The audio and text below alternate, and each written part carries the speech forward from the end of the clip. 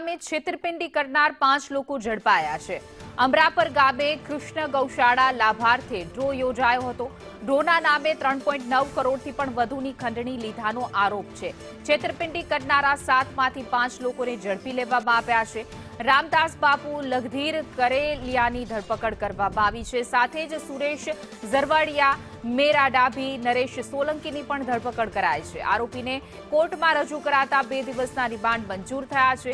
2 આરોપી રમેશ જજેરિયા, હીરા ગ્રામભાડિયા ફરાર થઈ ગયા છે।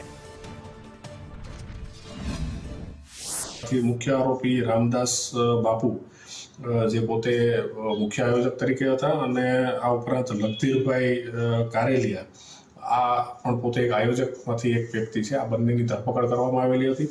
જે આ 5 જે છે એમાંથી 4 આરોપીઓની અટક કરવામાં આવેલી છે અને આ ઉપરાંત એક જે આ લગધીરભાઈ કારેલિયા કરીને જે આરોપી છે એમનો દીકરો પણ આ સમગ્ર વહીવટ બાબતે પોતે એમાં એક્ટિવલી ઇન્વોલ્વ હતો, એની પણ ધરપકડ કરવામાં આવેલી છે।